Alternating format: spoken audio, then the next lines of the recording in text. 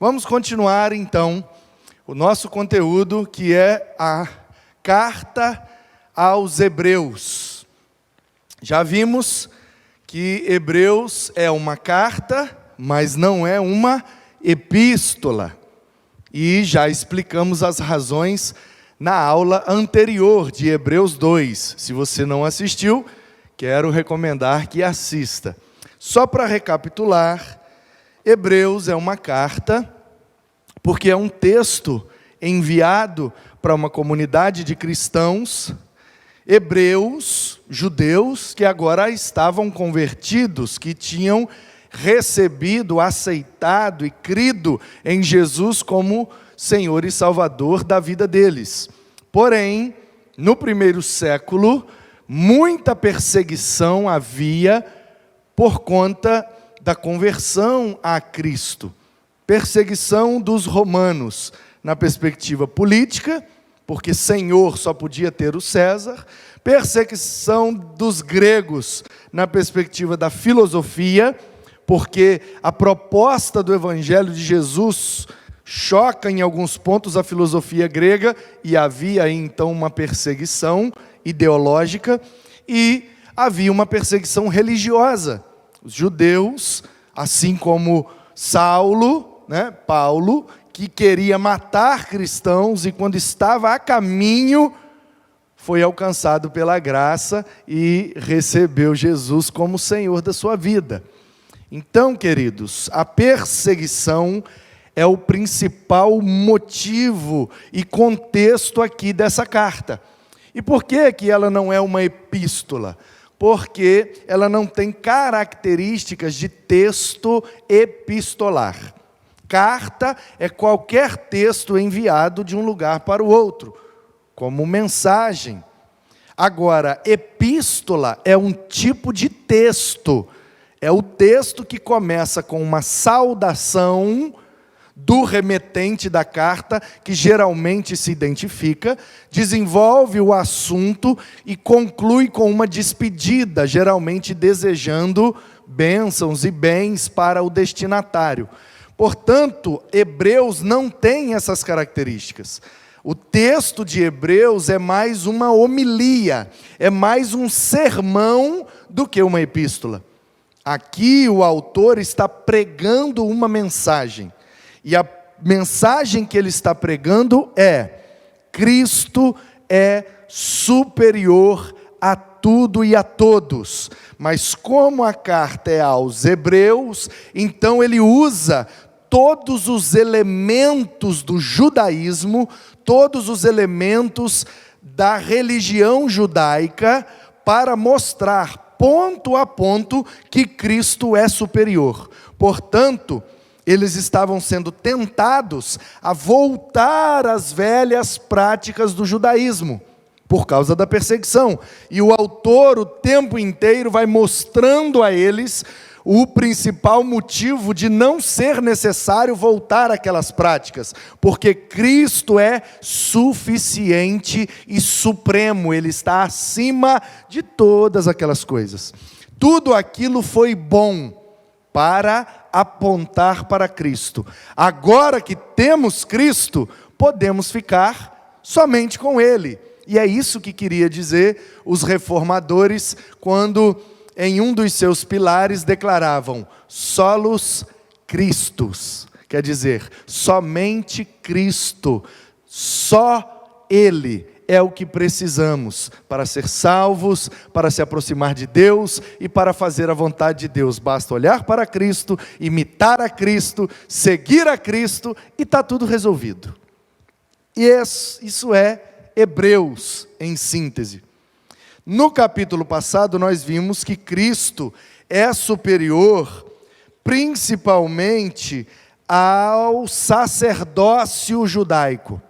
Ou seja, não precisa mais de um sacerdote para prestar culto para nós.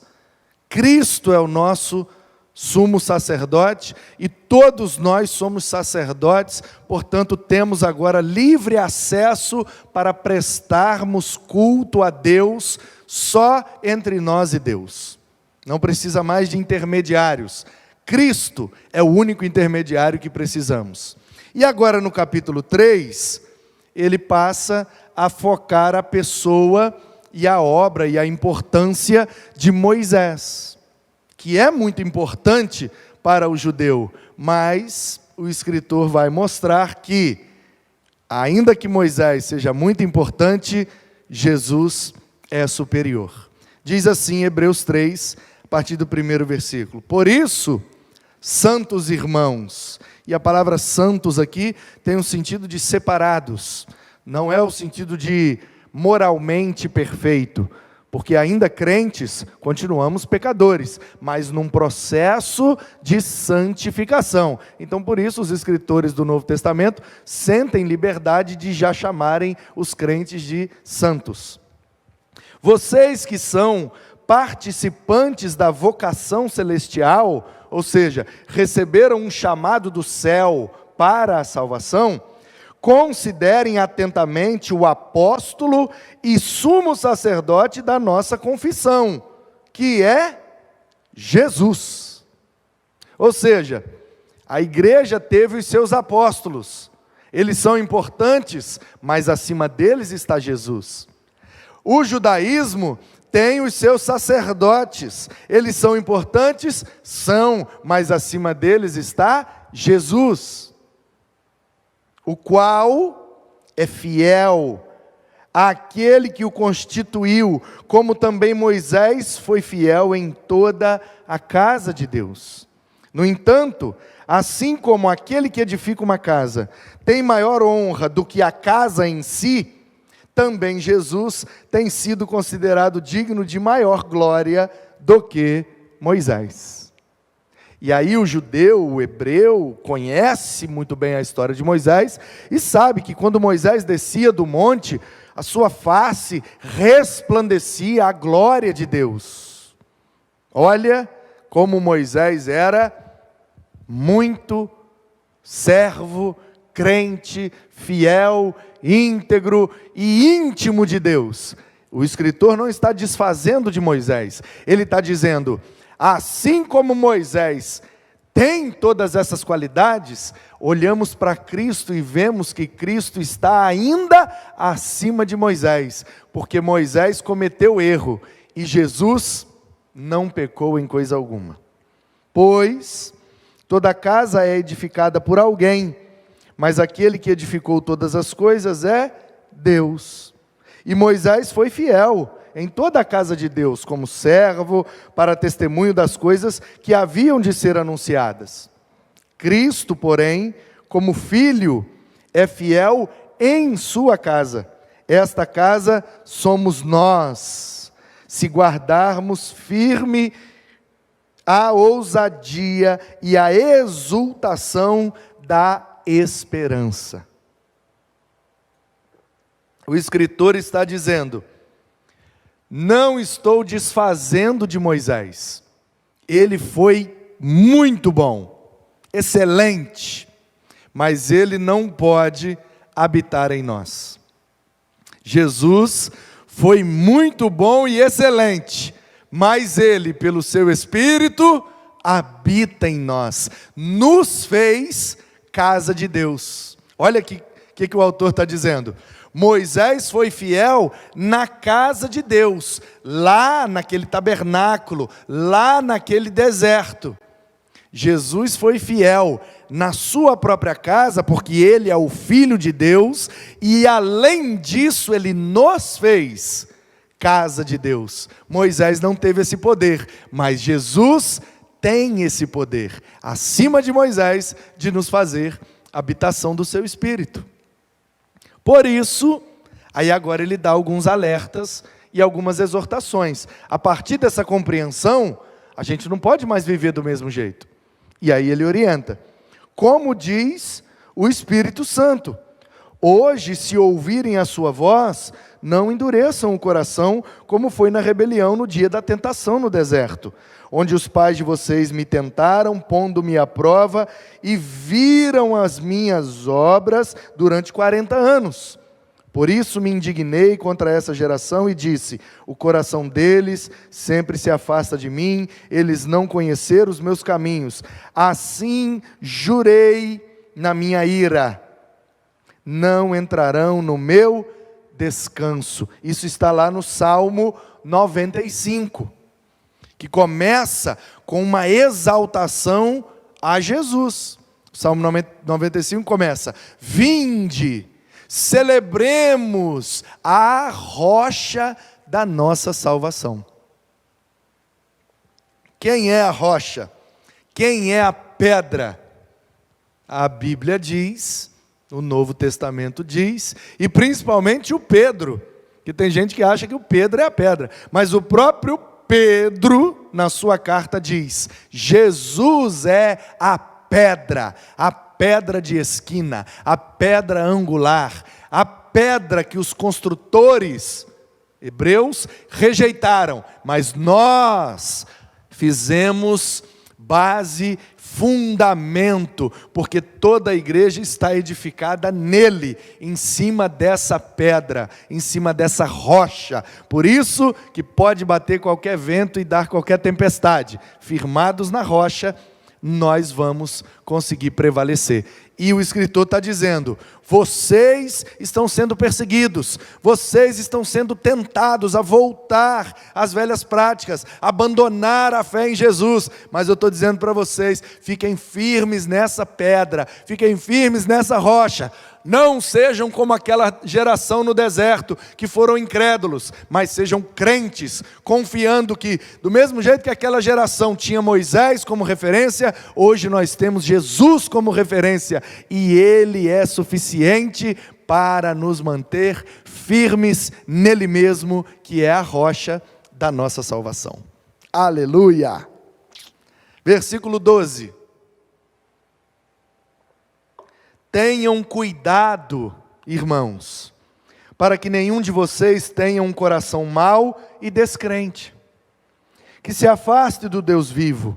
Pelo contrário, animem uns aos outros todos os dias. Olha só, a perseguição está desanimando alguns. Então quero dizer a vocês: sejam crentes, fervorosos, para que o fogo de vocês esquente todos aí da comunidade, para ninguém desistir.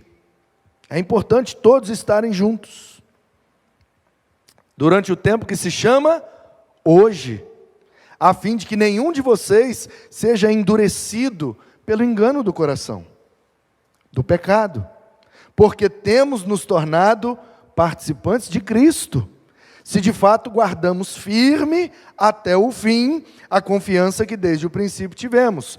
Como se diz: hoje, se ouvirem a sua voz, não endureçam o coração, como foi na rebelião. Aí agora ele está citando de novo o Salmo. Na verdade ele está citando um trecho de uma música, que os hebreus cantavam e conheciam muito bem.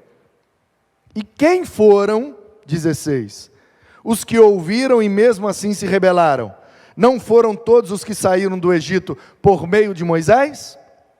E contra quem Deus se indignou durante 40 anos? Não foi contra os que pecaram, cujos cadáveres caíram no deserto?